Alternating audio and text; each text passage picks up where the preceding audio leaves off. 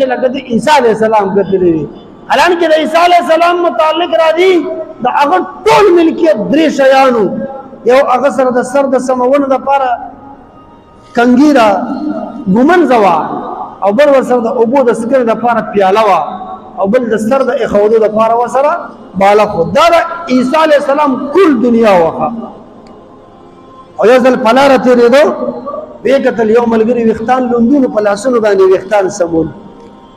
عیسی علیه السلام وی چېرې داسې کار دی چې لاسونو باندې ویښتان سمیږي نو د ګومنځ هم ضرورت چاته ور صدقه کوي دا واله د ستا شوه. چې ته بل ټایم په لاره تېرېدو ویې کتل یو ملګري اوبه څښلې په لپه کې یې څښلې. عیسی علیه السلام وی معنا دا ده چې د پیالې نه بغیر هم اوبه څښلی شي، هغه هم صدقه کړه.